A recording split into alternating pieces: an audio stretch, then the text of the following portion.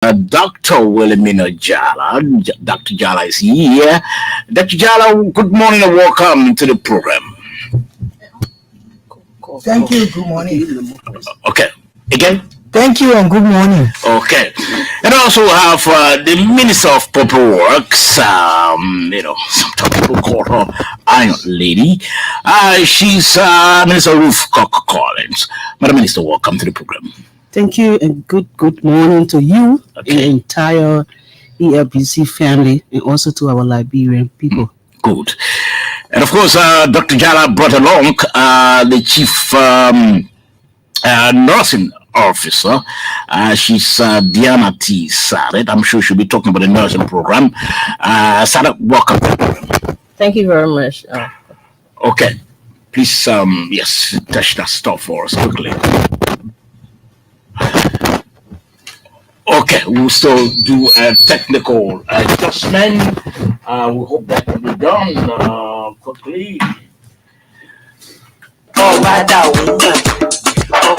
Okay, that's been done already. So we have the three of them. They are all women. Let's begin with Dr. Jala. Dr. Jala, again, welcome to the program. I know immediately.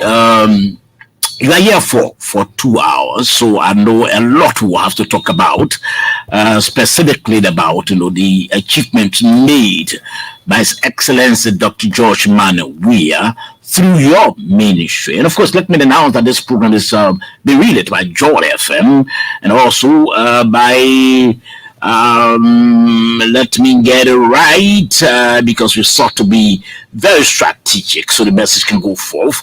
Also by Quatiket FM radio. They are based in Bon County, but they also have extension to Nimba, Lofa, Bassel, and Bapolu. So all those people are monitoring this program who thought to be strategic in that fashion. So Dr. Jalal, I'm sure you are one of the first ministers that the president appointed. Do you just care to tell us when you assumed your office, what is it that you inherited first, the health sector that you inherited, before we can talk about where you've taken it now? Okay. Let me say good morning to all the healthcare workers around the country listening and say a big thank you for the level of work you have been doing across Liberia to take care of the Liberian people. When we came on board in 2017, there were things done, but some were incomplete, and a lot of infrastructure work was not completed. Some hadn't been started, or the ambulance systems were down. We had 20 ambulances in the system that were functioning, but not really functioning, only in Monrovia. And there was completion of students or residents that hadn't been completed. Also, as usual, supply chain that have been an issue or age-old problem was still in a mess. So we had to start somewhere. So you started somewhere with, because like you just mentioned, supply chain was a problem. That the supply chain, if I can remember, if my memory can serve me right, from what I've learned from the Ministry of Health, is the issue of getting the drugs to the hospitals across the country was a little problem. The issue of ambulance, you didn't have sufficient of those, mobility. So, what did you do immediately? You discovered that those problems were problems that you inherited. Well, the first thing we did was evaluated the ambulance service, and we began to locate funding, and the president also we had a discussion with him that the ambulance in the country were not enough, and to date we have over 62 ambulances functioning right now. Some of them are in the shop, but we have from over 20 to 62. Okay. And it went up to 75, but because of the road situation, accidents, and all of that, so we gone down to 62 functional ambulance. We went from 30 EMS trained to almost 500 now. What is the EMS? The emergency medical service people within the country. We got 500 right now that are well trained. But before then, how many you We had? had 30. 30. Okay. Yeah, they were not even on payroll. So now today, we have all of them, over 80% of them on payroll now, working within the system. Okay. And they are all manned ambulance. We have a very modern, functional dispatch service, that we hope that the public will take advantage of. I mean, there are small issues, but if you have a good EMS service, including an ambulance service, then you will be able to take care of a lot of the emergencies around the country. We also inherited like 2 ventilators, or 2 ventilators, maybe 100 oxygen concentrator, maybe 2 functioning oxygen plant. But today we have over 40 ventilators that we have distributed to each county. We have oxygen concentrators. We have 3 oxygen specialists now, and we have over 12 oxygen plants that will be around the country. Some of them are already working. Some of them just need a generator to start working. They are being imported. One of the best plants that we're going to have in the country will be in Sino County. It's different. Instead of having a PSA plant, which is a different type of plant, that one uses Oxygen plant. Yeah, oxygen plant that will give medical grade oxygen. Before, we didn't have a good plant that could give a medical grade 97% medical grade oxygen. Now we have these plants in the country. The best one is on the ship right now. This one is supposed to land in Sino County, where we have pipe in oxygen into the system there. We're going to have a solar farm there, and the solar farm will supply not only the hospital completely of electricity, but be able to supply that particular plant and even some of the neighbors who are near the hospital or during that time. So as you speak, because I want to get the record straight, when you assume how many oxygen plants do we have now that you met there? Whether they were I think functional or not? CB Jet had one that were working. JFK had one that were broken down. Or I think those were the 2 places that really had oxygen going. Wow. But today, now we're proud to say we got one in Star Base, the big one. We got it in Birmingham. JFK is only waiting for the generator to arrive. They're getting a brand new oxygen plant. We got them. We got some assigned for all the way up to Grand Crew, Sino, Grand Bassa, Bapolu. Everybody going to have a plant so that we make sure that oxygen will never be. And the training that commensurate with the plants, we are training our medical or practitioner to be able to do the oxygen plant. And for the first time, we have respiratory therapists that we have put on in our new structure to be making sure that you have a respiratory therapist that can do this work along with the 3 specialists. Okay. Now, before I go to the Minister of Public Works, Madam Minister of Health, there's been this whole rigmarole. People on the other side, in fact, the opposition been saying that the government has not been saying the truth about some of the health workers who were on payrolls of out of the USAID or out of the World Bank, and when they were leaving, they left those health workers without anything. And the president said that, look, I think what we need to do, these are our employees, they are all Liberians. We can allow them to go out of jobs. We have to do something. Do you care to give us the specific number of those people and the exact story concerning that so we can know? Okay, so the exact story when we came on board, there were over 2,000 workers because remember that the health sector was supported by pool fund. Okay, the pool form. So when that pool fund was closing down, and it closed down right when we took over, when Jay was meeting with them to discuss their closing or documents. Okay. And over 2,000 of them were on the job.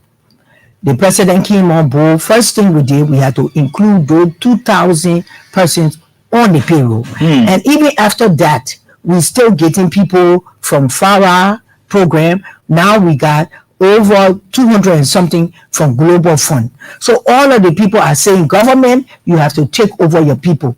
So we have to make plans. They were not in the budget originally. We have to make plans to put them on the payroll.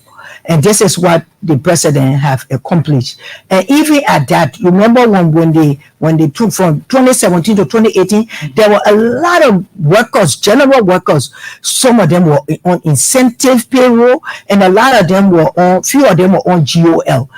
Everybody you talk to, they wanted to get on GOL because GOL payroll were more permanent. Well, permanent, yeah. And the amount of money on GOL was not that high. It was in Liberian dollars. And so a lot of people were on incentive. We were the US dollar portion, and they were not even paying taxes on that incentive money that they were getting. Okay. So when this government came into place, the incentive, because the government couldn't have two payrolls all the time. So they took your incentive payroll along with your GOL payroll and put it together. Okay. So most people that were only on one payroll, they got onto two payroll. Some people were on incentive, they got two. Some people were only on GOF, they got on the government put them on one single payroll. And once you get on one single payroll, what happens? You have to pay income tax, you have to pay social security, and you have to pay or insurance if you are in the health sector, because you have to pay for your medical insurance. Okay. So when you hear, I know you didn't ask about harmonization, but when you hear about harmonization, the clinical workers in the government were never harmonized. Okay. The only thing, they combined their two payrolls and then they took out taxes. Most people have no idea on how to access the pay slip. If they could only access the pay slip, which is online, they will see that no money was taken from them. It's there's two combined salaries together that carry the pay grade up, and now the money reduced because they have to pay taxes. Okay. So they were never harmonized. Okay. So we'll come back to you, Madam Minister, to talk about how many hospitals did you inherit when you took over, how many hospitals were then around, and how many hospitals did this government build, and the status of those hospitals. But let's go to the Minister of Public Works. Listeners, like we said, we have two ministers of those critical areas. We thought to host them this morning to know about some of the demonstrable strides that this administration has made. Madam Minister, let's hear from you. When you took over, I'm sure you took over from somebody. You were not then the Minister of Public Works at the time, but you assumed later on. What did you see on the book? What did you see around as well? So let me say a very big thank you to you for the invite. And I want to take this time to appreciate the ministers from the Ministry of Public Works, the directors, the engineers, the casual labor of the Ministry of Public Works. We want to say bravo to you. Thank you so much for the hard work. So what we can say is that this government, our government, have done extremely well. I would say that because when we took over at the Ministry of Public Works, even though we came in later, when we got in after the death of our minister, may his soul rest in peace, we found no equipment at the Ministry of Public Works. No equipment, absolutely. I mean, few trucks were there but broken down. And wow. Yes. Not functioning. Yes. Wow. So we through this government were able to start the process about procuring like 42 pieces of equipment, of which we have received up to 50% of those equipment already. Okay. And the Ministry of Public Works, I don't know what agreement or policy that led to the Ministry of Public Works contracting everything they had to do. Today, the Ministry of Public Works is taking full responsibility of their own function. So before you talk about that was not the case. That was not the case. I mean, everything about the Ministry of Public Works was something contracting and contracting because there was no equipment. But right now, the Ministry of Public Works is proud to say that we have taken back our full function. And we're going to expand on that. Most of the time, people say in the 70s, they had a regional hub. That's the way the Ministry of Public Works is going to be going. We're going to have different regional hub where we have the fleet of equipment will be settled there. And we don't have to be sending for equipment from Monrovia to intervene on the corridor of Sano County, on the corridor of Riverside County, on the corridor of Norfolk County. So these are things we'll put in place a regional hub. Okay. That we kind of. That's a future plan now. I mean, yes, I would say that, but we already started. We already started doing that. Like you check on the ground bazaar access to Sano County corridor. We got a set of equipment that is also already placed there, and we're doing some minor repair. Now, let me hold you before we go further, Madam Minister. You talk about when you assumed you saw a lot of broken down equipment. In fact, and the Ministry of Public Works, was just contracting. What sort of equipment do you have now? You said you have up to 50%. What sort of equipment did you import, and how did it happen today that you were able to change the narrative? So, for our engineering work, like I'm an engineer. For our engineering work, you cannot do more in the absence of equipment. Okay. So what we did through the Ministry of Finance, we put our tendering document and we hired a librarian contractor that actually won that bid. So up to date, we have like up to 10 pieces of trucks. 10 pieces of trucks. And then we have the heavy duty trucks. Heavy duty truck that goes anywhere. We have the front end loader. We have motor graders. We have the excavators. We have the bulldozers. So we also have in our fleet a few tankers that distribute the fuel to every point the equipment are working. Tankers as well. Yeah, we got tankers. We even got we have to put in some pavers, to have section pave, along in the future, that Public Works itself will be doing some minor pavement where we have some section of the road go by. The Public Works will be taking the full responsibility of doing those pavement. That's how it works. So we also got concrete truck also going to be coming in, because at certain points of the road, we also have to put concrete when the road is going by or when the road is about to cut or in the wet area. So there are a lot of things that we try to put in place, because we know with all these equipments we cannot be functional. Yeah. So how has that been able to capacity the Ministry of Public Works now to do your work smoothly? I mean, I think it will be at the accident, because we are fully involved. Like you see myself in the field, you see all of the deputy minister, whether being administrative minister or being technical minister, we all have to go out in the field. So we demonstrated that during this elections time, where all of our ministers were kind of posted to different regions, taking care and taking responsibility of most of the corridors. So that's how it helps. It helps us in a very, very, very huge way, because we can't be running behind. And the flow of cash at times will get low because the responsibility of the government got so much because of the election. So we had to do some of these things ourselves. The only thing that we were kind of pushing government or the Ministry of Finance for was, some little amount to help us to get fuel, some lubricant for those machines, and also probably maybe some casual labor to pay to pay an allowance or something. But it helped us greatly. Even cash wise, we're spending less, and doing more. Now, listeners, you are listening to this program, and I'm sure you are capturing some of what I'm capturing. That 12 years before President Weah came, not a single equipment that the Public Works Ministry had.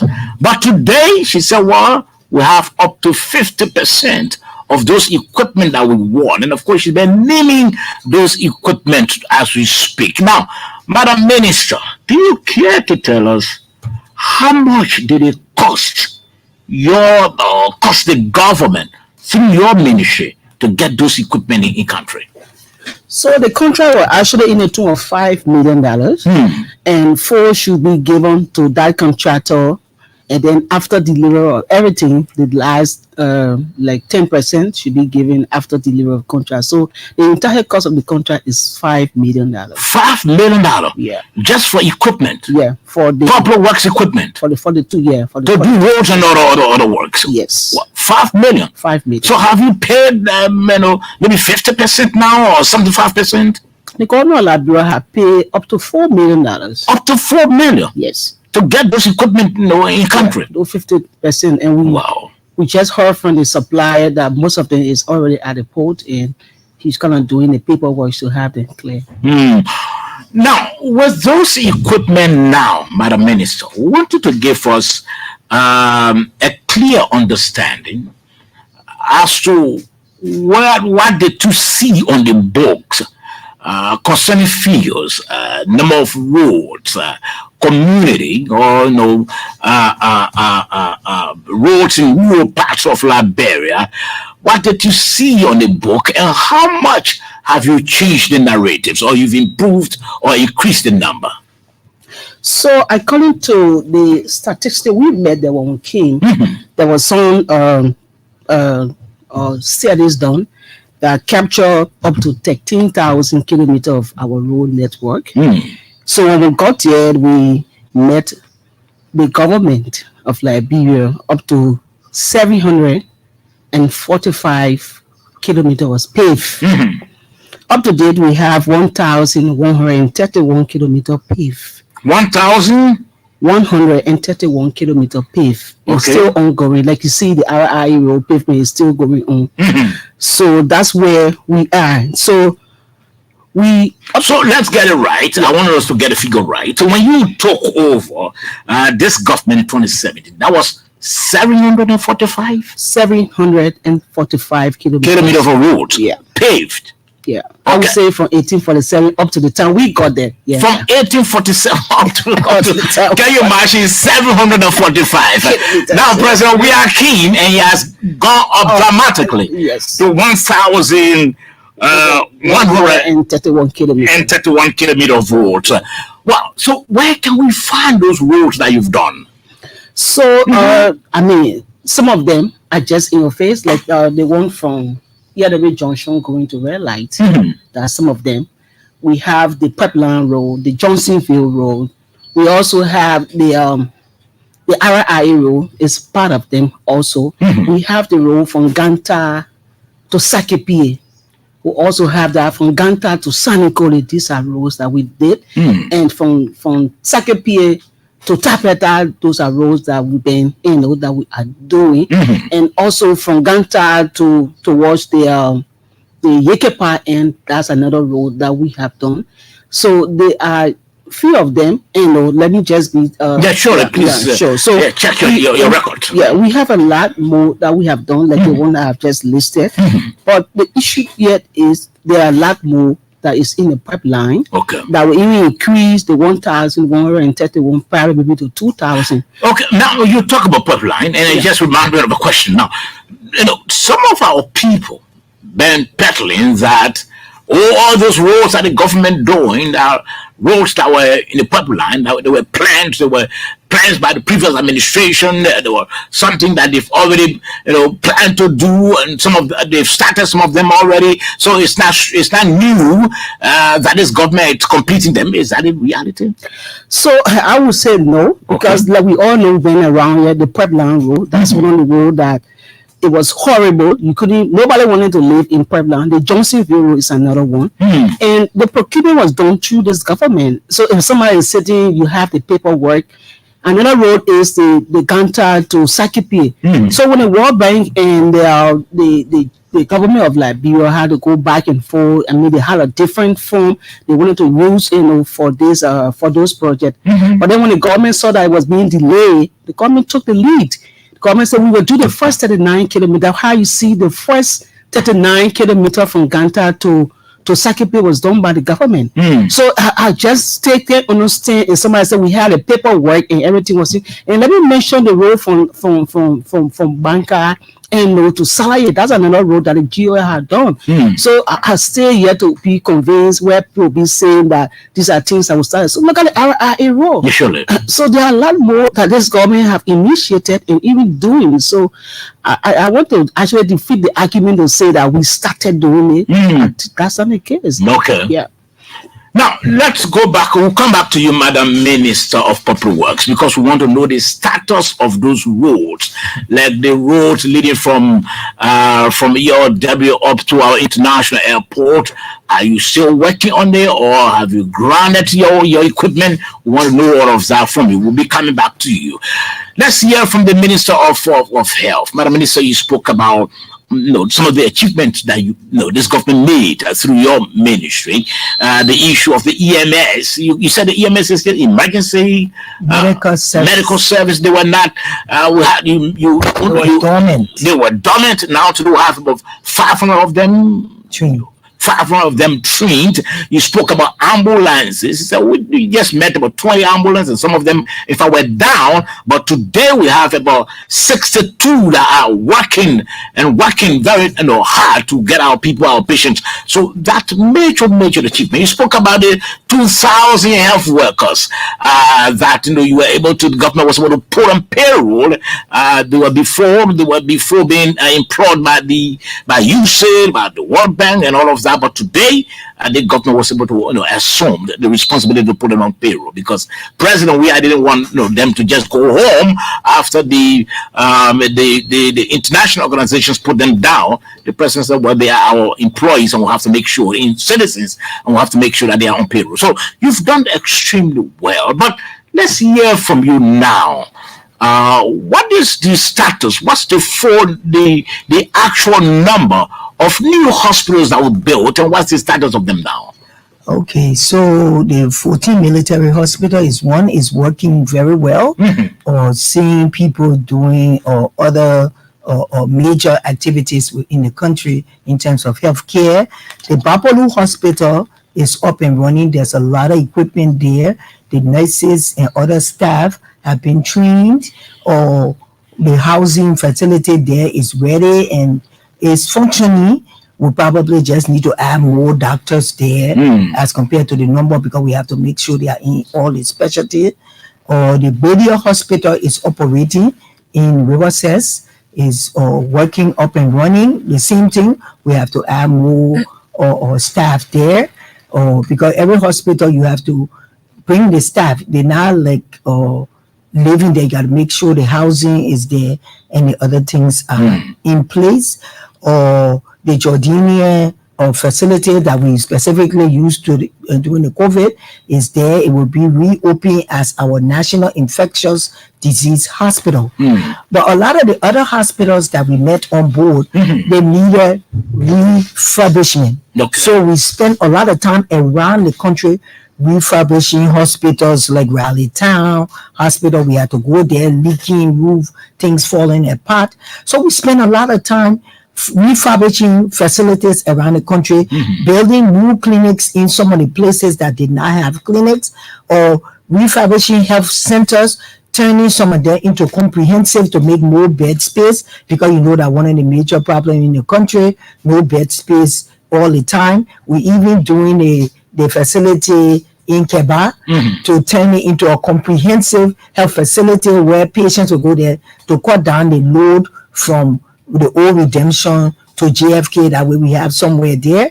Or the whole project for the new Redemption Hospital was stalled. We had to renegotiate, get new contractors and everything. So now we on course. By December they should be finished putting the roof on. So by the early next year, that portion of it will be open while we construct the phase 2 of that particular hospital. So we on course with that. The hospital in Grand Jita, we on course, is almost to roof level or at roof level. New hospital being built. A new hospital being built in Grand Jita. That one is on course. Or in Kakata, we already signed the contract and everything for them to move. But what we did was to compensate for some of the work that had to be done in Kakata. We turned the health center into a comprehensive health center where we have beds, we have operating theater. So this is the new idea around the country. We're going from county to county to make sure that some of the facilities there are expanded. We just got money to do the Borewater Side Hospital, health center into comprehensive. So comprehensive means that we have a doctor, we have an operating theater, we have more bed space to take over some of the increase in the population all around the country. We are even looking at those hard to reach area where there's no facility. We just did a survey of the whole entire country to see which facilities need to be renovated. Some facilities did not have light. They did not have a wash facility, no bathroom or anything. Wow. So now we are there. We are making sure that we put a solar system on them, and also to make wash facilities to have running water. So while you're building new hospital, the president have made sure that we are going to all of the counties to make sure the basic necessities that any facility need to be called a facility is in there while we look at constructing new ones. So actually, how many hospitals? Yes, I know you talk about trying to refurbish and to bring some of the hospitals up to speed, up to standard and all of that. But how many hospitals were constructed under this administration? Oh, 4. 4. Yes. 4 hospitals, including the one in Bapolu. Yes. Okay. Now, what's the arrangement? Because constructing the hospital is just one thing, and trying to get the staff force and the doctors also. What sort of arrangement do you have in place? Well, we are now tuning the Dinah is here to talk about what we are doing with the nurses. The resident program is ongoing, and we are getting higher and higher specialists. Once these specialists come in, we have to make sure that they have the proper equipment. So we are looking at all the extra equipment that the specialists will need in order to work, so that we can put them in the facilities. We have new oncologists come into the country. We have 4 of them that takes care of cancer and all those things. They are in country. We are making sure that we have a radiotherapy center, because you, as a specialist come, you have to match them with the equipment and all that they need. So we have already worked with finance ministry to get a list of all of the equipment that we need to upgrade all of these hospitals, so that all of the new specialists that we have in country be able to do the work that they were trained to do. What about your staff quarters? Where do you have them now? Well, we have. How many were you able to construct under the administration of President Weah? We did staff quarters in 8 counties. In 8 counties? Yeah, that have been completed, and staffs are in there now, but we still need to do more. We completed 8 counties. We got the balance of the counties to complete, and we want to make sure they are near the health centers also. Okay. So we have been engaging the hospitals that we are building now that haven't been completed. That the new Redemption Hospital housing will be there. The Grand Jita Hospital that will be completed, housing is there, and all around the country we are building housing for the staff, because we realize that the staff are all renting in the community and they need the staff. So this is one of the amenities that we want to make sure that they have. Okay, we'll come back to you, Madam Minister, after we've done with the Minister of Public Works, to tell us about the issue of drugs, your supply chain, in another word, getting the drugs to the various hospitals across the country. That's been a major problem. I can remember during the 12 years of the former administration, getting the drugs out to the rural parts. So what you are able to make some significant achievement. We'll talk about that. But before we go to Sabat, Madam Minister of Public Works, what's the status? Just bring us up to speed. It's very important. And road by road, we want you to do it for us that are currently under construction or that's been completed, and what's the reason for which it's still under construction, not been completed. Let's begin with the road, the RI, the roads in urban, and then we can go to the roads in rural. Okay, so on top of my head, I would actually list a few of them. So we have the RI highway that is currently ongoing still. We up to Friday we're doing pavement, so we stay actively engaged with the RI highway. Okay. And I will also talk about the ELB junction to red light. We have to pause the intersection. I know there have been a lot of critic talking about the intersection, so we thought the little bit beautify the intersection, and maybe in this way we'll be coming out or publish the way it will look like. So we wanted to have a roundabout, one of the first roundabout in this country, and we have to go back and forth finding the consultant to have it designed. Okay. And up to date, we have gone up to 90% of the completion of that design. So the the gateway junction to red light is almost at a completing stage. We will talk about the one from Sakipie to Ganta to Sakipie is actually ongoing. Most of the project paused because of the rainy season. Okay. And like most our season got a little bit confusing this year. That even in this month it's still raining heavily. And the rain season started very heavily, and so we have to pause most of the work, to come back. That's why we keep talking about the climate change, because there are a lot of things happening differently. So in design, again, we have to concentrate on the prep lines, meaning the covered line. If before we design ordinary road with a diameter of 36 diameter prep or covered, we had to increase it now to 48 because the pool of rain right now is too much, so that you will find the water going all over the place. So to date, we have completed with the Door Community Road, and it's 100% fully completed. Okay. And then we just planning to continue with the maintenance. We'll talk about the rehab road, which we still doing some of the drainage work, but it's at 90% completion according to the contract. And then we did on the old road, we did the Chubor Road, we did the Keyhole Road, and we did. We also did the Banjo Road, the Banjo Road. We still got to do some finishing work on the Nickleton Road. Is another road that we did already, and the contractor still working because it's concrete, so he did not really stop during this rainy season. So then we go to River G, where we also working there and coming towards the Calipo end, we got ongoing work there.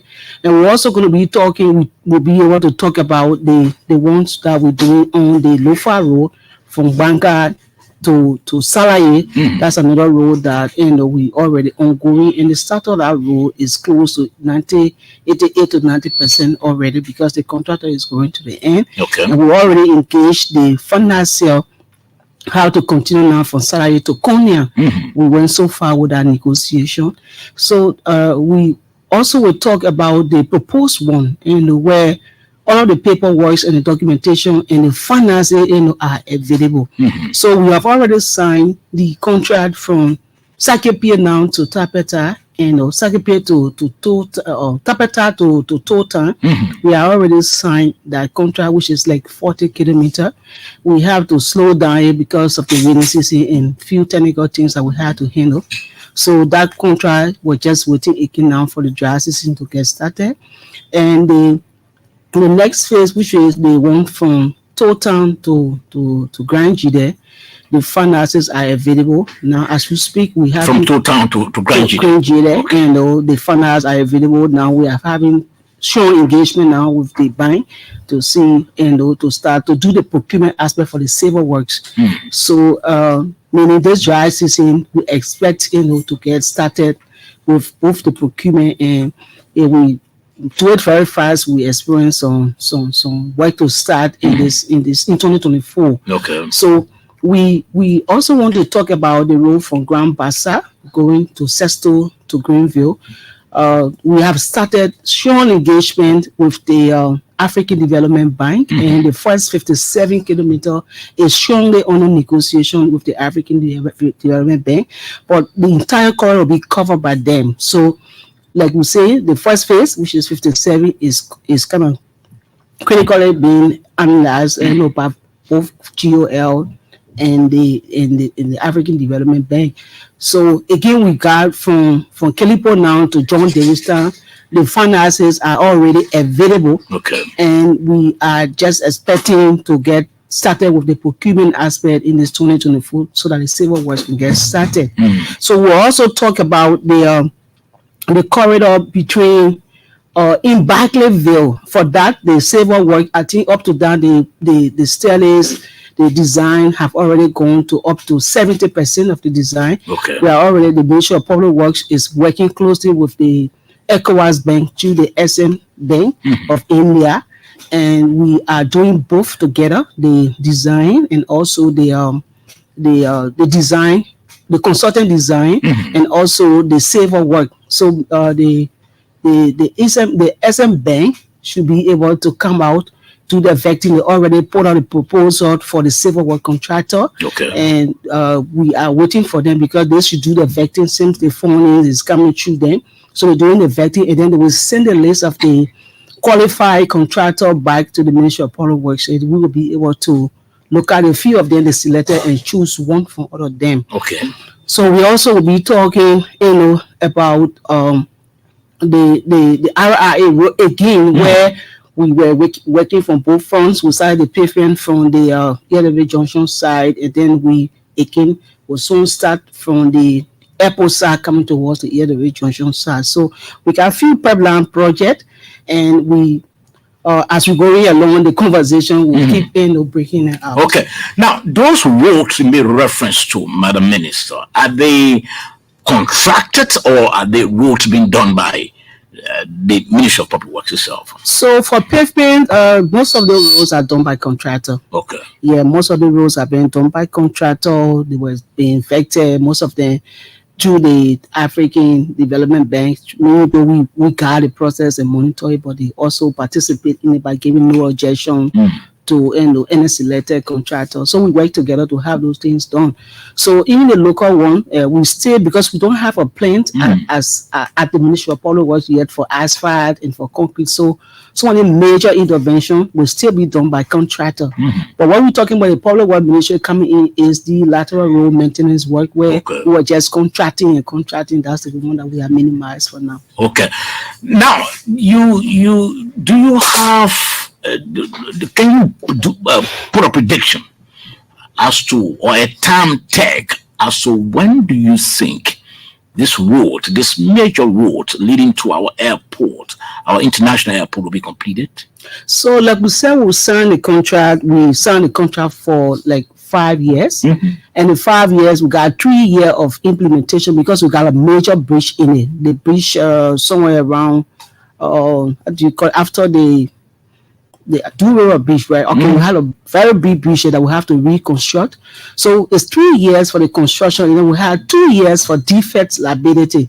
Meaning within the 3 years, the contract have to finish, but then the government or library will take 2 years to monitor and see if anything going wrong along the project. So we got 5 years of implementation of the RIA rule, because we got 3 years for actual implementation, and we had 2 years to monitor, go along and see what is happening. So the entire framework of the work is like 5 years from last year to 5 years continuing. So that's the timeline for the project.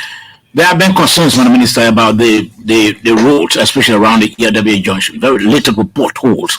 Do you have any plan of trying to do some quick impact project on that road before? Yes, we'll start some quick impact between now and Wednesday or Thursday. We visited there yesterday, and we saw that, in fact, the community members have already started making a lot of garbage site. It started dumping there. It looks so bad.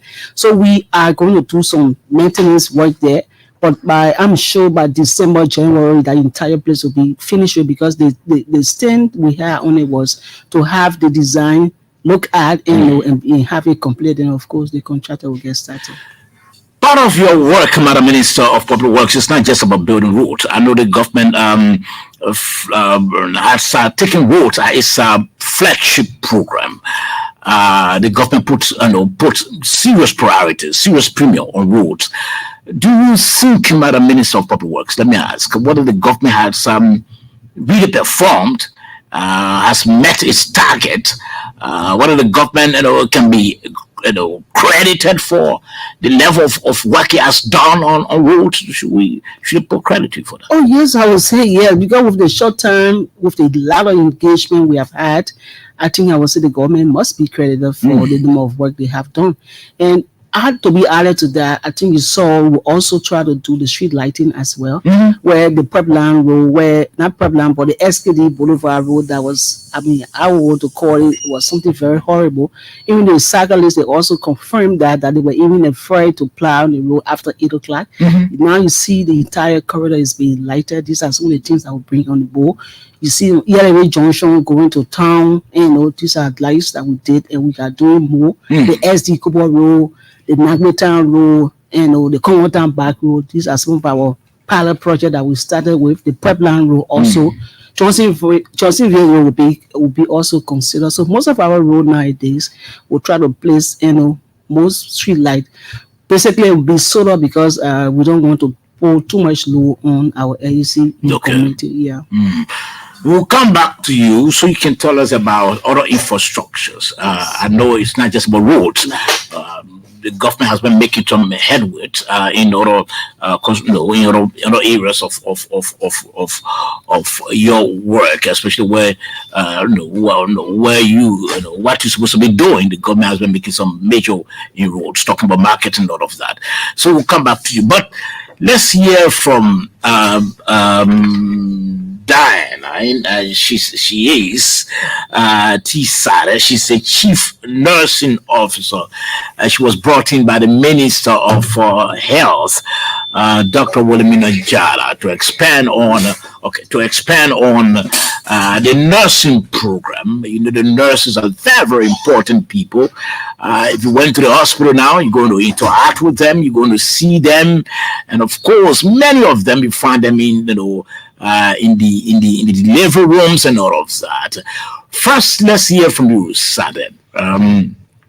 Give us a full understanding of what is the nursing program is and how is it helping to improve the health sector. Thank you very much, Sabo. Let me take this time to appreciate our nurses and midwives in Liberia. They have been doing a great job, and I must applaud them for that. The nursing program in Liberia is very, very huge. We have had a lot of opportunities over the years with support from my minister, because it is through her office that I'm getting this support, especially from our partners who are supporting the Ministry of Health. She talked about so many things that are working in the health system, and nursing training is no exception. So we have had the opportunity to have nurses travel out of the country for some short-term programs in Egypt and Japan. Now we have the opportunity from World Bank that we have nurses that will be going to Kenya and South Africa to specialize in various nursing specialties. I think you heard when she talked about doctors, oncology doctors that are coming in the country to establish oncology centers and other things. We need nurses and midwives to work in part with these doctors. So this is her advocate, and through my office, we have advocated a lot. And hopefully in 2024, the next academic year, we're going to have 50 nurses going in Kenya and South Africa to have these specialized programs done. In addition to training and capacity building, we have had this organization called the Nurse to Nurse. They are US-based Liberians who have worked over the years in the York Hospital in Pennsylvania.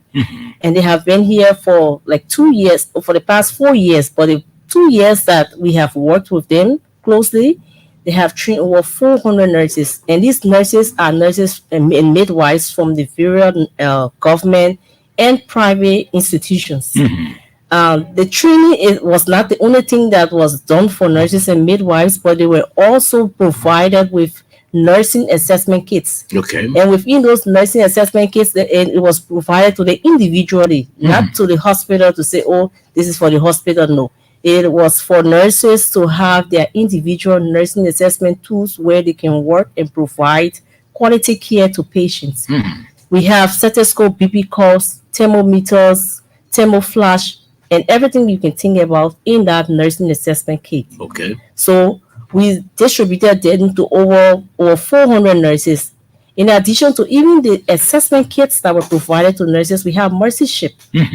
Mercy Ship came to Liberia. We have been working with them for more than 2-3 years.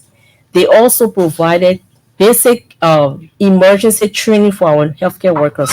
They even train anesthetists. They provided over 3,000 nursing assessment kits.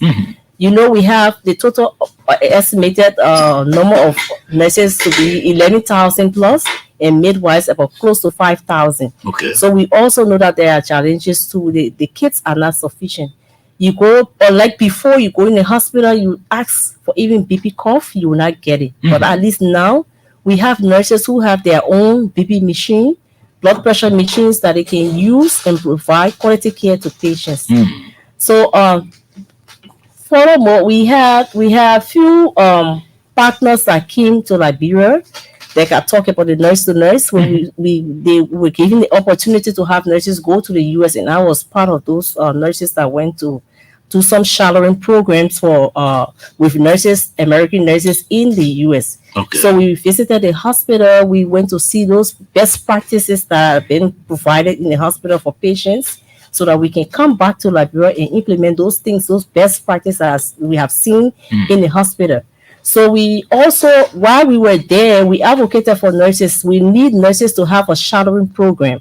We need nurses and midwives to have exchange program. That was discussed. While there, I even talked to the minister and she talked with them. They are going to be coming in December to have exchange program where we have few nurses leaving from Liberia and going to the hospitals, big hospitals in the US, where they can see how nurses are providing care for patients. You know, the issue of customer service is a serious issue in Liberia, and most of our healthcare workers have had issue with customer service, and the patients and relatives also have issues with customer service. So those are things, if you go to the US, you see the way nurses and midwives interact with patients and their relatives, you feel so good. So those are the best practices we want to have our nurses and midwives implemented in these hospitals. Yeah. Now, so how many of the nurses were opportune to travel abroad for some advanced training? So we have close to 5 nurses that have gone to Japan, Egypt, and Japan, Egypt. But for the US, we should have had 11 nurses, but you know the MRC now, so you have to go for your own interview and things. So we were opportune to have 3 nurses qualified. Wow. Yeah, to go to the US. So we were there to represent the bulk of the nurses that were now opportune to go. So yeah. So we also negotiated with the hospital chief nursing and midwifery officer at the York Hospital. It's a very big hospital in Pennsylvania. We talked about we told them about the challenges that we have. You know, the government cannot do everything. We as lieutenants for the minister, we have to also go and advocate. Surely. So what we did when we were there, we also advocated for medical supplies through the nurse-to-nurse organization. So they also agreed to have most of the medical supplies that are in the hospital that they are overwhelmed with, to have them transported to Liberia to help in the health sector and make sure that we have at least major equipment, you know, being utilized by our nurses and midwives. Okay, that's Diana T. Sata. She's the chief nursing officer of at the Ministry of Health. In fact, she was brought in the program by Dr. Wilhelmina Jala. You are listening to a special interview with two important ministers of our critical areas, Dr. Wilhelmina Jala, Minister of Health, and Minister Ruth Collins, Ministry of Public Works. They are right here on the SMS from 8 o'clock. In fact, they've been here since 8 o'clock. They'll be here up to 10 o'clock. I'm sure we'll open the lines so that I can interact with them in 30 minutes. But in the meantime, let's hear from you, Dr. Jala, before we go to Dr. Madam Ruth Collins. You spoke about some of the achievement being made, especially around areas of your drugs, that's your supply chain.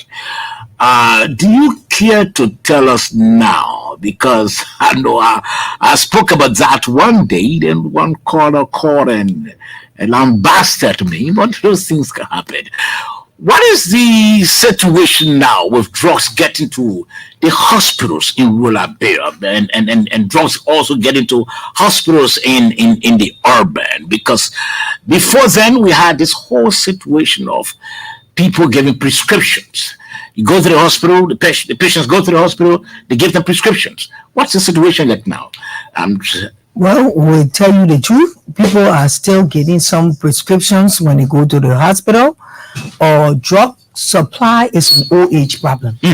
So it's an we can say HO problem. Yes, it worked well. There was a system in place pre-war, a good system that was in place pre-war, and then after the war, everything was free. And this free is not free. You know, when they tell you say something free, don't put your bank on it. It is not free. Okay. So during the last 12 years, it was free, but it was not free.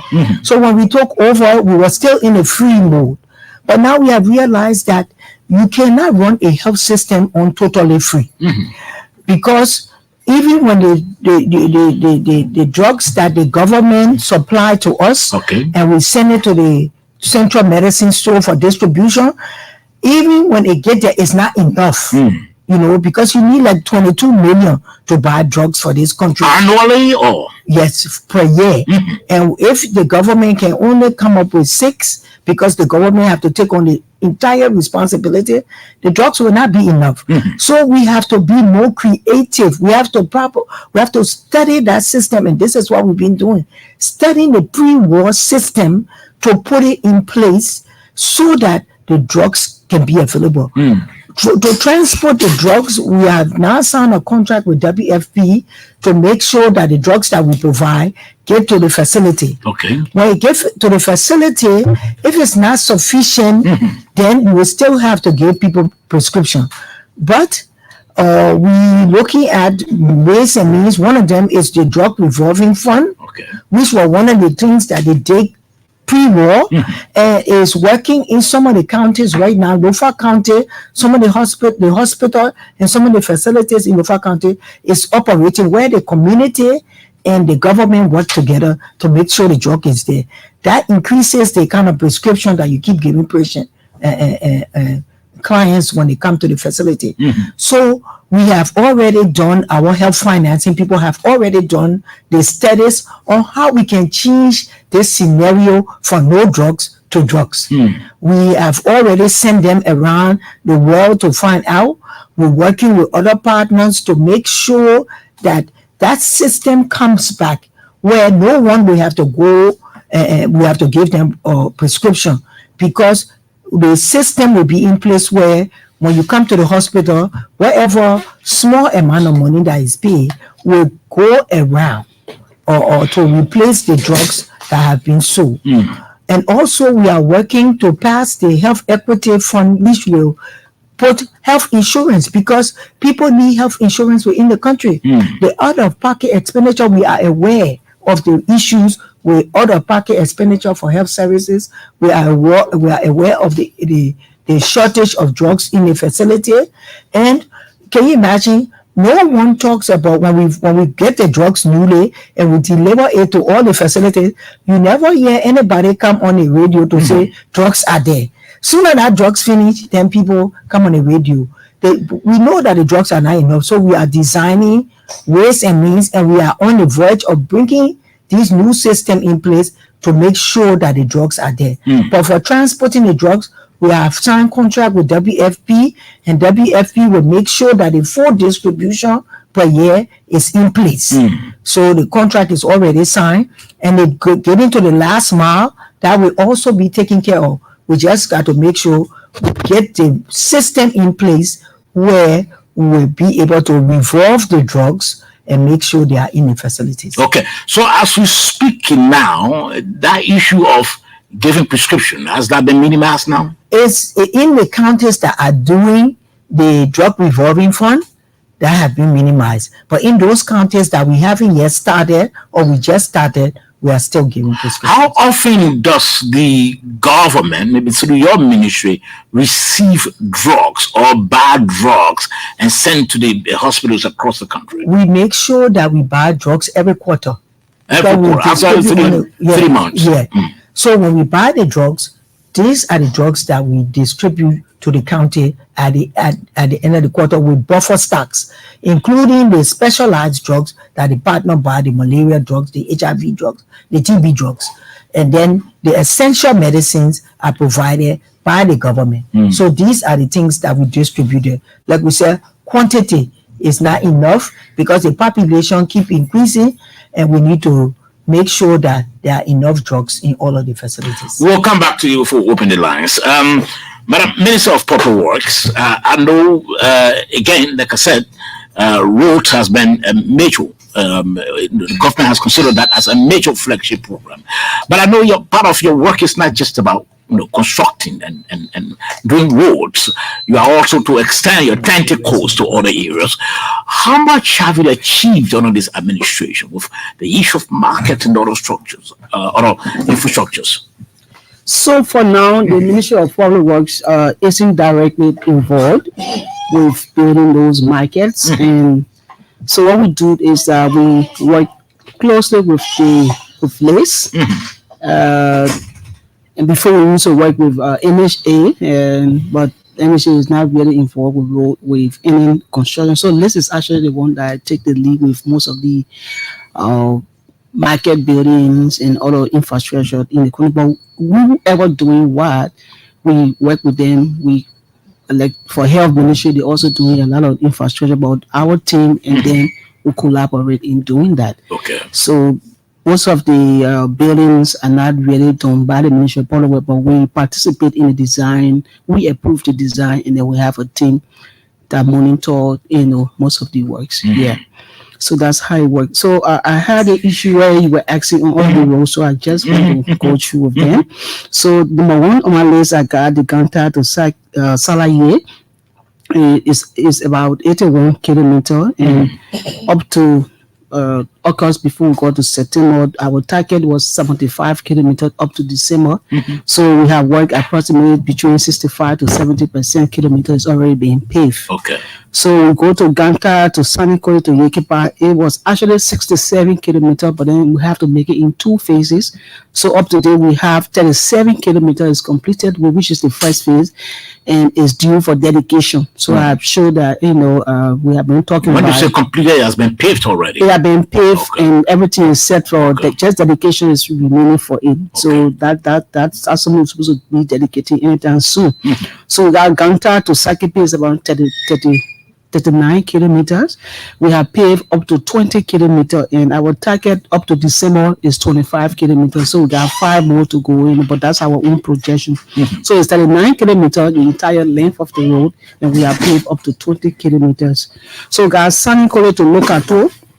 It's around 47.1 kilometers.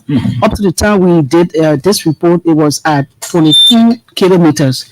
And our projection up to December was 32. So between 22 kilometers to now, the contractor have been working. I'm sure we are nearing 30 kilometers for pavement already. Okay. So I just want to be clear with that. We got Hapo to Kaloken is 50 kilometers. Up to August, when we did this studies, were around 39. It was around 29.86 kilometers, and our target was to reach to 30 plus kilometers. But now, we have done up to 30 kilometer pavement already. So just to be clear, we have the Kalokin to Fishtown that is already being completed. It's 80 kilometer. We got Harper Junction to Kabbalah Custom, which is the Ivory Coast border. It was 16 kilometer, and we already have paved up to 16 kilometers completed already. We got a coconut factory here with the coconut factory. The project was 6.1 kilometer. Up to date, we got 5.88 kilometer completed. So the 0.22 kilometer is the intersection of which we have to do our extra design to have it completed with. We got the Samara Drive phase 2 of that Samara Drive project. Like, when the first one was done, this government had to do the second one, which is 13.2 kilometers. Like, it's already been completed, and we have already dedicated that. The RIO is 45 kilometers up to date. We have done up to 0.8 kilometers on the time we did the bowling. We have started massive pavement, so we kind of trying to reach to do more, because our target was to do 10 kilometers from both ends. We do 5 here and 5 on the other side, so that's our target. We got the second pier to Tapeta is 61 kilometers. Our target up to December was to pay 5 kilometers. So right now you see the contractor is preparing, the corridor, doing the bushes, doing the covered lines, putting in the base schools and everything about it. So because our target was to do up to 5 kilometers before December or before, So we got Tapeta to Toton. Our target was to have that contract signed and to have the contractor be in place, which we have already done. So Tapeta to Toton, the contractor is trying to do some maintenance work. The Ministry of Public Works also joining, because we are waiting. Like I said, we have some administrative issue to finalize, because we have to do a few more studies, before the contractor can get started. So the contract is signed and everything is on path to get it started in this dry season. Fishtown to Kiripo is 20 kilometers. The contractor have already started with the government of Liberia, have paid up to 80%, up to 90% of the RAP payment. So the contractor have started doing the work already. So we got the Barclayville to Southtown is 50 kilometers. And like I told you earlier on, that it's being financed by the ECOWAS Bank and the ECOWAS Bank and the Exim Bank from India. So both works are to be started in 2024. So all of the studies and the design, everything is ongoing. So we got our secondary road, the ones that we already finished with. We have the Tusa feet to U-Curve, 2.6 kilometers. That was also being completed. We had a New Georgia to balance with Estate Road. It was 2.3. It was 2.3 kilometers. Is also being completed. We had a section at the Corwell Dixville Road. It was 1.25 kilometers. That was also being completed. We had a Yedaway Rehab Community Road. The entire corridor was 5 kilometers, and all of the 5 kilometers is being completed as well. We got a Bangkok Brush, we got 1 kilometer, and that was also being done and completed in Bon County. We got a Chubwa Road, is 1.2 kilometer, was also done and completed with. The Pecan Fairground Road, that's another road that we did, and it was 1.5 kilometer, and it's also being completed with. We got a Rehab Road, which is 0.7 kilometer, that was also done and completed with. We got a St. Michael Road to Patient Shop. It was 2.5, and is also being completed. We got a dual zone same asphalt pavement road. It was 1.7, is also being completed. We have the surface road, 1.7 is also being completed. We got soil cleaning road that was also done and being completed. We got a piece. No, the soil cleaning road it's done, but it's at up to 70% completion. So we got a few sections there to do. We got a Peace Island Road, which is currently ongoing, was 2.95 kilometers. Up to now, we have done 1.5 kilometers. So we're just waiting for the dry season. We got Waver Street, is 0.37 kilometers. We have not started doing that yet. We got a Bonjai Community, is 0.47 kilometers. It was also done. We got a R2 Asphalt Community, is 1.2, and it was also being done. So we got a VOA VOA completed 1.5. It was also being done. We got a that is completed already. Yes, we got a Mediterranean Road is 1.9. This road before the on ERA Road on the left hand side, that was also being done. Mediterranean Road. We got Copper Farm Road, which was 1.3. That was also done. Morris Farm Road, 3.2 kilometers that was also being done. We have the Lake Town Road is 2.7 kilometer up to date. We did, and the contractor is still working, so we have done up close to 500 meters of that road as well. We got rehab the extension, because we had to do an extension after we did the first phase, and then other people started complaining, so we had to extend it. It was 2.7. It's also being done. We got a Keyhole Road on the Oro 1.2. It's also being done. We got a Kissy Camp Community Road is 3.8. That was also being done. Those are all community roads. Community roads. I'm just trying to list a few of them that we have already done. By the. Let me ask this question: are the community roads done by partners or solely by the government? It's done by contractor, but most of them that funded by the government or funded by the government through the National Road Fund. Okay, through the National Road Fund. Yes, okay. Yes. So this one are all roads are done by the government. So we got the Delia Case Community Road is 1.16 kilometer. We also did that. We got the Pueblan Road, which is 6.5 kilometer. We already did that. The Kakatan City Street that was proposed, that was planned, but then we have not started that yet. We got the Baboon Beach Road, which is 0.9 kilometer. That was also done. We got Chucky Taylor Road, 1.8. It was completed with. We got the Fuka Mission Road, is 1.8 kilometer. Was completed. Logintown Broad Street, 1.8. Some of them it was done. We got the Bali Island, which it was 3.3 kilometer, but we started it because of the rain. We have to slow down the process. We got the Dry Rest Market, Johnsonville Road. It was 11.5 up to down. We have done 11.1 kilometers, so we got like 400 meters more to have it fully completed. Okay. Johnsonville Mad Coffee Pueblan Road. It was 11.5. It is 11.5 up to date. We have done up to 2 plus kilometer of the road. We got the Freeport Simple Bridge Road. It's a 6.5 kilometer. The contractor is doing the maintenance because we are to elevate it, because both of them will be in two sections. So the team that did the Japan people that did the first phase of the road on the Japan Freeway, they are to be doing the next one from the Freeport to Broad Street. Okay. So then the government of Labrador also took the Freeport to a simple bridge. So the government already got that contract signed already, but then we have to merge the both designs so that the road will look different. So what one is up and one is down. Yeah, so that's why you see we have been working closely with the partner to see how the design looks, so we can work along with them. So we have the Otoyo Community Road, 2.7 kilometer. We completed with that. We got the 14 military hospital. So community road was 2.7, that was completed with. We had a 14 military hospital is 1.8, was also completed with. We got a River View, which is a simple bridge hotel road, is 1.5, that was also being completed with. We had a 12 horses bypass road is 2 kilometers, that was also done and completed with. 24 street community is also to B side is also 1 kilometer, that was also done. We got River Street is 0.8 kilometer, that was also completed with. The Carfee Road, 0.8 kilometer, was also being completed with.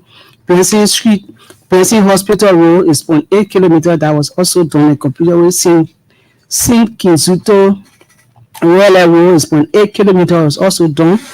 Dwaka Road, opposite the ELA Hospital, GSA Road, that was also being done. ELA ABC Road is 2.5 kilometer, was also being done. VO8 Community 2. It was 2.5 kilometers also being done. I hope I'm taking all of your time. Surely. Yeah, so we got a Barclay View go in the urban area. The Barclay View, City Street was 2.5, and that was also being completed with. Okay. We actually started the Sesto City Street pavement.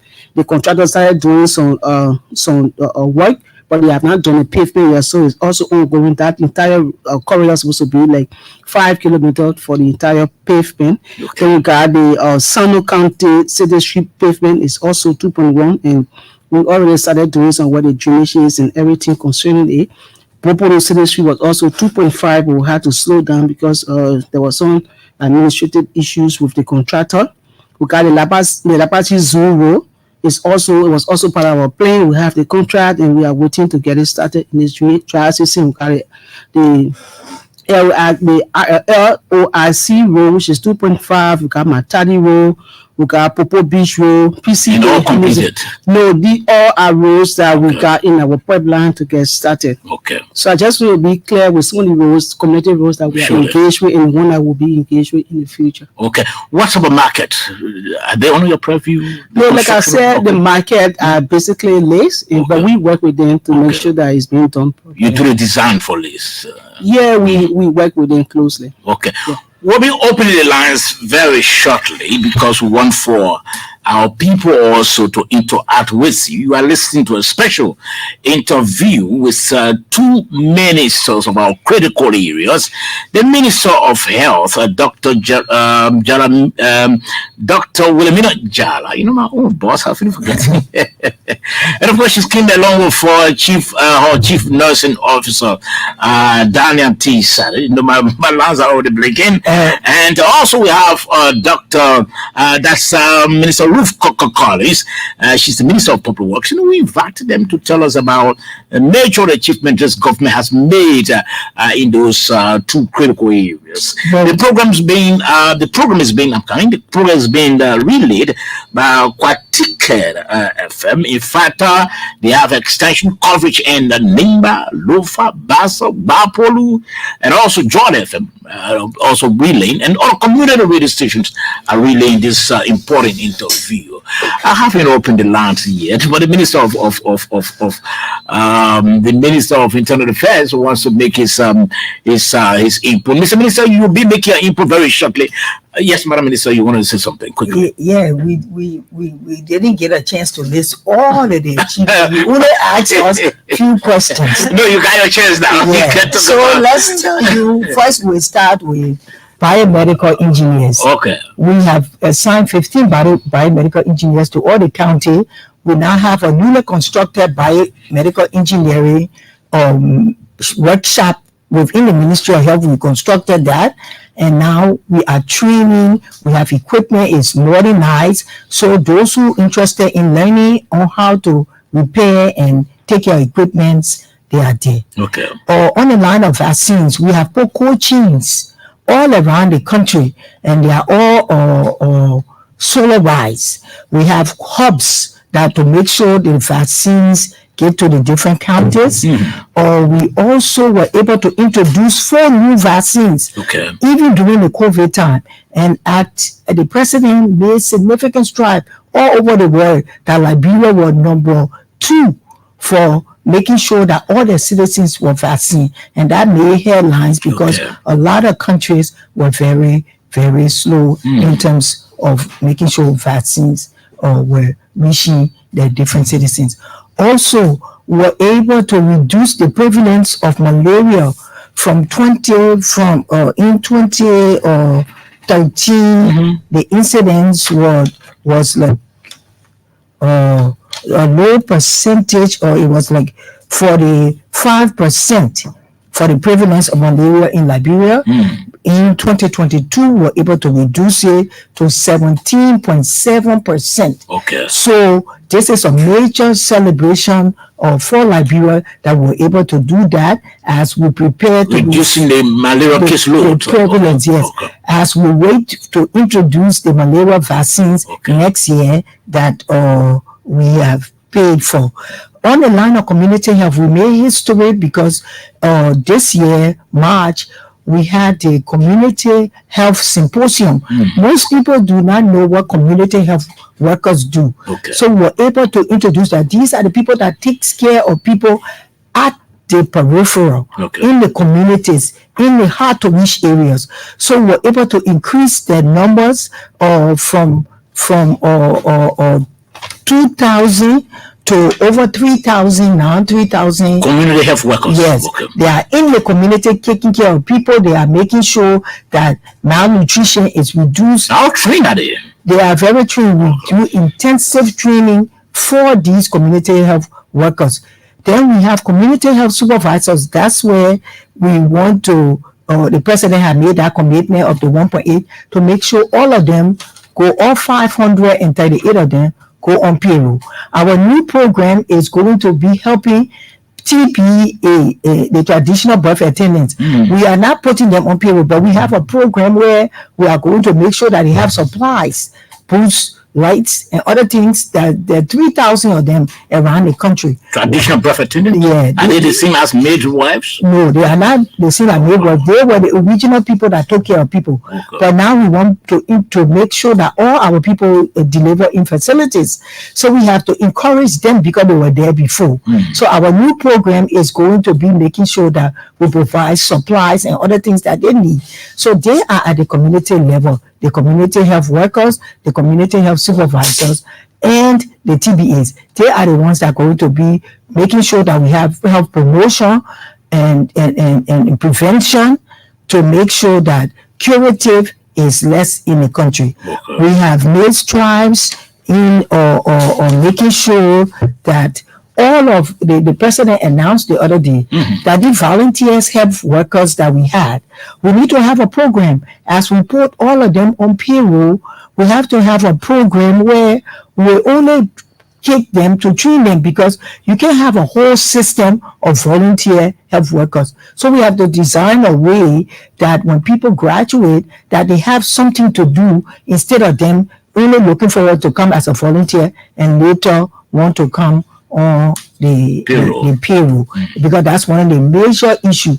We have started to correct that. And one of the major achievements that we want to talk about is the one where we did the salary structure. Okay. This is big because we have been working on it for the past 18 months. And we work with all of the different or health cartridge. We're talking about the clinical worker. So all of the laboratories, the PAs, the doctors, the pharmacists, all of them, we have created a structure for them. That way, if you're a nurse and you just graduate, this is what you're going to be making. Okay. And then as you climb the ladder, we have salaries there. That way, everybody knows. Once you open this book, you know where you are. Okay. No questions. And the government is going to be implementing that project. But in the first phase of the project, we got to make sure all those people who are down, because maybe there's a disparity between nurses' salary or PA salary or pharmacist salary or even or other healthcare worker salary. We want to make sure that we bring them to par. There's a minimum salary, and we want to improve the salary structure for them. Okay. That's one of the major or achievement of this government, that this structure is finally passed, and now people can know what will happen. This is some of the things that we went around the country to make sure that people understand. Okay. Because if you don't understand, you will just think there's nothing being done. Okay. When actually we are trying to improve the life and livelihood of the people. And the last thing is that we have a rotational schedule now, because people who were working for 20 years, they've been in these counties and they are there still up to now. Okay. We have to begin to rotate people so that no one stays in any county for more than 5 years. That way, everybody get the opportunity to do rural service as well as urban service, so that, you know, we can maintain family structures within the medical sector. Okay, I'm sure we've talked sufficiently about the achievements you all have made, this government has made through the performance of you two ministers. But something very important, if I don't ask this question, I think I wouldn't do I'll be doing a disservice to myself. I wouldn't feel comfortable. I don't ask. Yeah, both of you, Madam Minister of Public Works and Minister, or before I open my last, Madam Minister of Public Works and Minister of Health, they both of you been in and out of rivers. What is your mission there? So let me get it started. Get it started. I'm concerned because people been in and out of rivers. So, like, you know, we all come from Riverside County. Actually, you from Riverside County. We have just been talking to our people the right way to go. Okay. Because we are part of this government, and we need to clarify some of the doubt they have. Some of them didn't even know that we have a pipeline project to have the beginning to settle a road pave in the community, the city street pavement, and what the government have done in large. So we have been there trying to talk to them the right way to go. And we on a campaign trail? Yeah, we will say, because this is a period of campaigning, and we sit in the government. I mean, from our TDR, we shouldn't have done it, but as an individual, we think we carry that responsibility. So we went to talk to our people, and they seem to quite understand the message that we have been giving to them. The message is resonating well. Very well. Okay, so let me try to open the lines now. 0776. My inquisitive has been addressed now.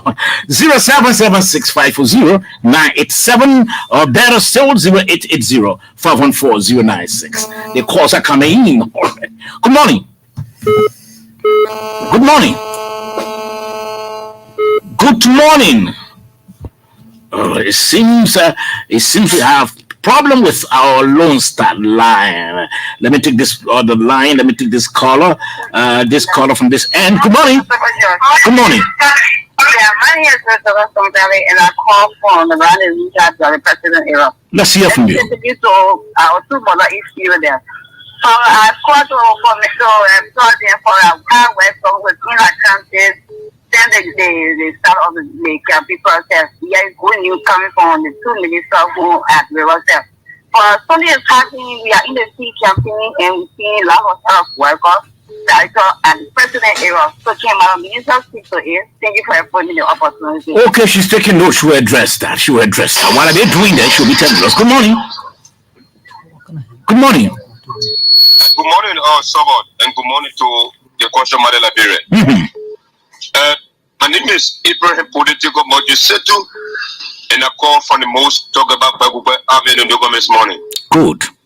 Let me appreciate two things still get the bring pride to this government, and just the fact that people always saying female people can do well, but under leadership, I think to be perceived, the health sector is improving. The road connectivity is improving. I wish them well in that endeavor.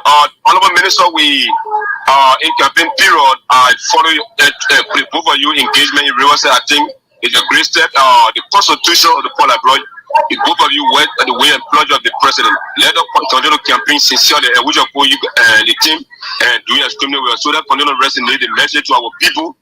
Let them continue to vote for President John. We are ensuring that we can continue the road connectivity and the improvement on the health sector. Thank you for the opportunity. Many thanks. Many thanks. Let me take this other caller quickly. Good morning. Yes. Good morning. Yeah, good morning, sir. Yes, sir. Okay, I'm Othello Nola, and I call from the county. I had two concerns. Yeah, okay. Firstly, I want to say thanks to your two ministers, Public Works and the Health Minister. You know, it is from their concern that I'm saying. For me, I'm from a civil engineering background. Okay, so I see a lot of things that are going on within the roadway.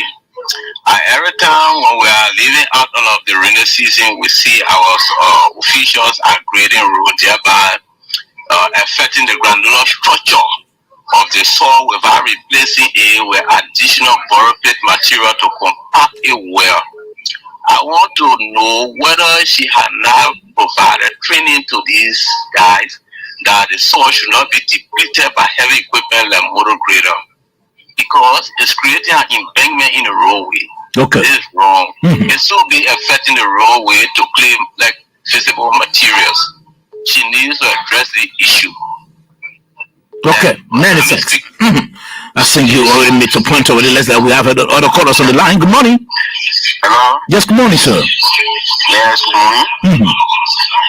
Yes, good morning. Yes, go ahead. Yeah, John Bono calling from AP number 8 Motor. Yeah, I want to commend your guest on the discussion.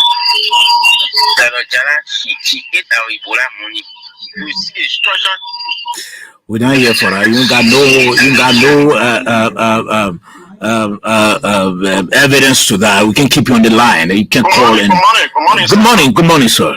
Good morning to my mother since studio there. This is Hetman Car. We don't have a say for the re-election president. We are calling from Duboro. You know, let me say hats off to them for this any store among the men in this government because they occupy the position at a very critical area in our country. Surely. So we say thank you for the effort that you have made. Ruth Collins, we know what you are going through, we know what is happening, but you stuck your ground to make sure that you push the agenda of this country.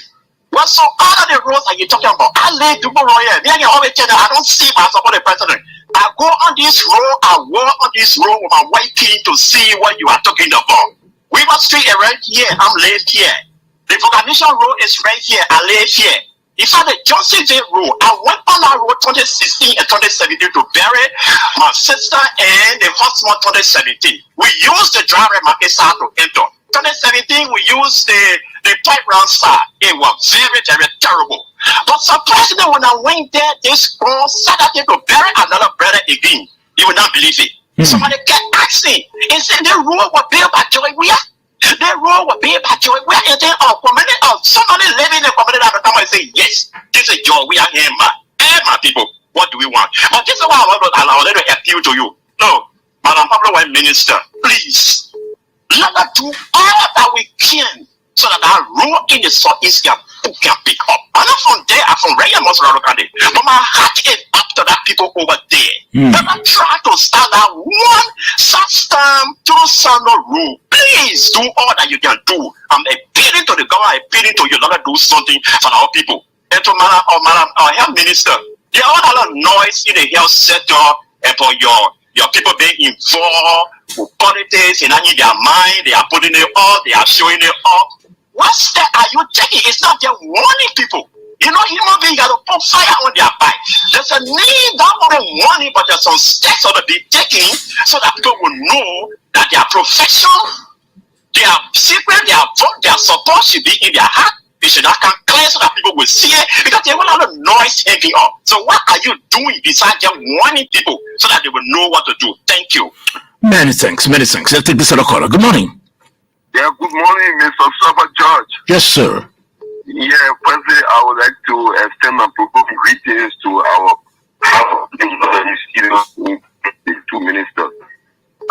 Firstly, I would like to encourage the Minister of Public Works to continue on hard work, especially on implementing those rules that the President talked about. And not forgetting the Minister really, my President, we are being re-elected. We need to focus on the Southeastern vote because without the Southeastern vote, President, we are not coming to win this first. We are not coming to win this election on first round.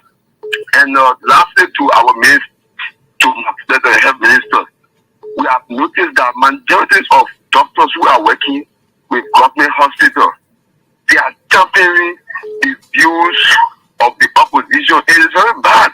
We can see that whenever we go to hospital, President, I'm George again. We can see that they are encouraging people to just like it's very bad. Doctors should not be involved into politics. So we're encouraging the Minister of Health to see out there to say on school message to discourage every doctor or every health practitioner who champion the political view. Every political party is bad. Let we only focus on healthcare for our patients. Okay. That's all. So thank you so much. Many thanks, many thanks, many thanks. Good morning. Yeah, good morning, sir. Good morning. Yeah, this is Matthew Georgia. I call from Sino. Let's hear from you, Matthew. Yeah, good morning, Madam Minister. Yeah, I got two concerns. The first one has to do with the only male warrior training institute that is in the Southeast, particularly in Grand Gida. 5 years ago, we learned that the institution had a very firm platforms where students were going and having a comfortable situation in terms of not paying fees, and they were shared on time, and government were giving some allowances to them. But only recently, some of our friends and brothers came from those, that institution for break, because usually they always go for 2-3 months and they come for break. And we learned that they will soon be paying dormitory fees. And secondly, they will be paying for semester something like $50 to $60.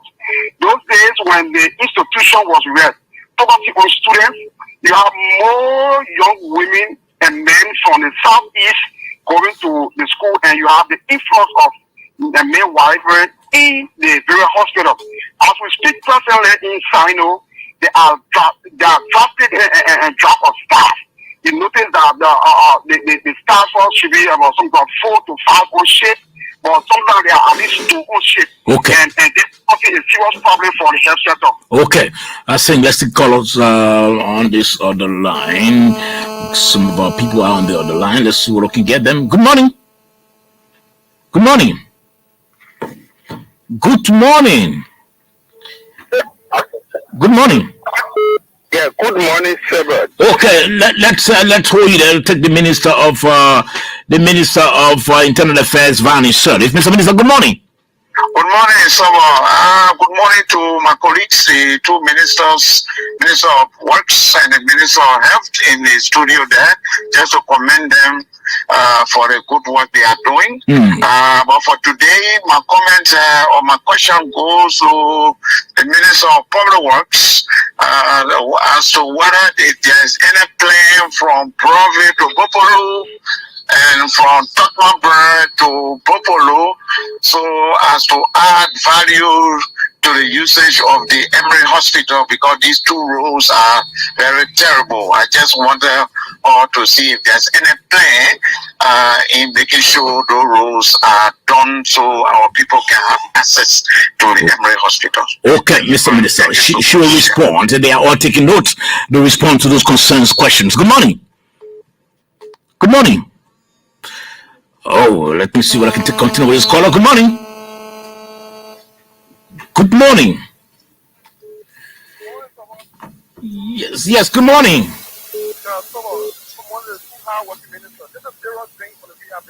Okay. Wow.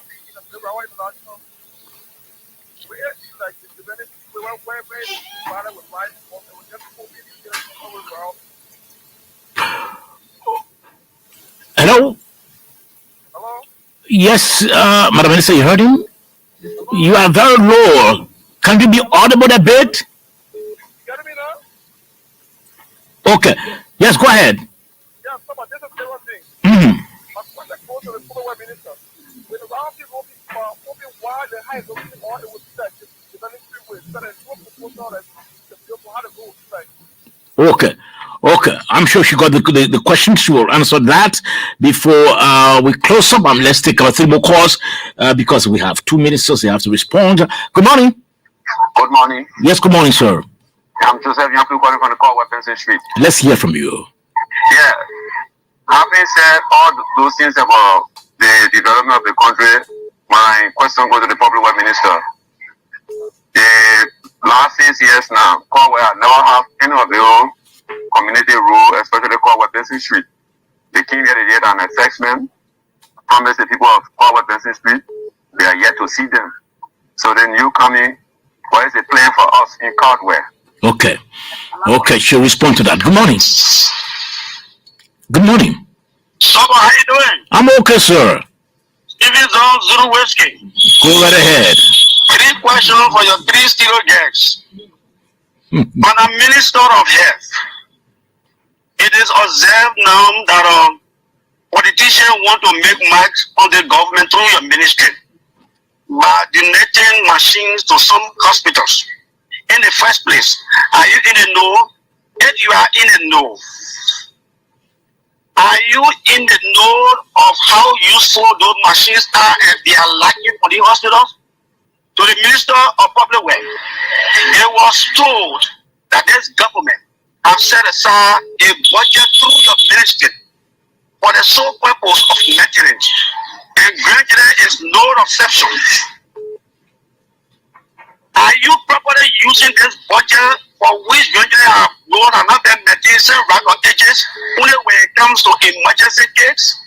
Lastly, to the Chief Nursing Department, we are observed now that your nurses are treating people or attending to patients on political lines. How can you reconcile this? Thank you very much. Okay, many says that's the last call we can take now. We can take additional calls, please. I know the calls are coming in; they are still pouring in. We can because we have limited time, and the ministers will have to go. We got three presidents; they have to respond. Madam Minister of Public Works, you can take first. You can take. You can start the responding. Okay, so I will start with the last quarter. I want to say thank you so much to our Liberian people, those that took the time to call, and also to those that took the time to listen to us. So for the Grand Julia Road, we currently have a maintenance contract, like in the entire corridor we're discussing is almost 200 kilometer because we got there's a 100 is around 120 kilometers, and the maintenance, like they pull down a road. So we have an actual contract for maintenance, and then we kind of enforce it. During the rainy season, the contractors are not working, are not actively working. Then that's when the Ministry of Public Works joined them. But we tell anybody across the country the basic thing that we need to do as a government is to have the road paved, because we spend a lot of money on maintenance. Like you imagine 1 kilometer of road to be maintained is around $50,000. Madam Minister, let me just hold you there briefly, then squeeze this caller in. Okay, the caller is gone. My colleague Jala Griffey was trying to make his call in, but then that just ended. So continue. So the Grand Julia Road is being maintained almost every year. Every year that road is being maintained. So it's not that it's been it's been abandoned. That's something that we have been doing, but because of the downpour of rain in the region, the southeastern region, you'll find most of the roads are very, very critical. So it's not been abandoned. That's something that we look at every year. Okay, so before you continue, let me just take Jala quickly. Good morning. Good morning, Saba. Yes, sir. Just a commendation and then a small request from me to the Minister of Public Works. Hello? Yes, go ahead quickly. Okay, so I listened to you talk about the Johnsonville Road, and I know they place street lights on that road. It's been about a year plus now. Those lights have not come on yet. I don't know what light is that, whether it's on the grid from the AEC or it's a solar light. And that place is very dark in the night. We're traveling on that road in the night. So asking the minister to ensure that our light comes on, because it's very serious for us. Secondly, she talked about the runabout right at the ELA road there, the junction. And that place is very terrible. Madam Minister, I hope you could just help us to put some cars back on that road, because it's actually spoiling our vehicles. If I'm leaving out here to go to town, I have to pass through police academy. She promised to do that, Jala. In the next 2-3 days, she promised to do that. I'm glad to hear that. Thanks so much. Okay. Many sense. We are not taking calls, additional calls, please.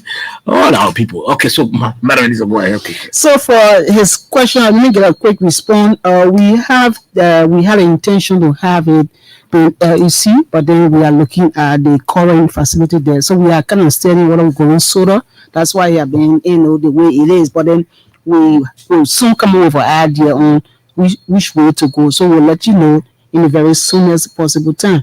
So again, let me go to the Southeast Corridor Road. We all just planned there in a few days to go for our election and our county tour and whatever. But the issue about the Southeastern Road, that's one that is very critical. Even myself sit here, and I think the only solution that we as a government can pay attention to is to have the road paved.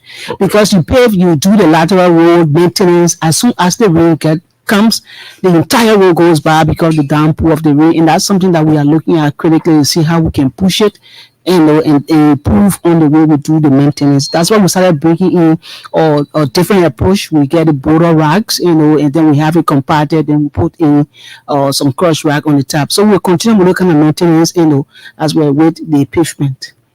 The Corwell Basin Street Road, I will actually highlight this and have some consideration in the future. Okay. The design of the RIA road is to have the median, like you see the concrete in the middle. That's why we'll be in the middle, but it'll be placed very neatly. And then we'll have the two side drainages on in the urban area. So, and we'll have a seal. So we'll have a street light in it. In fact, we'll soon put up the billboard with the design of the entire road on it very soon.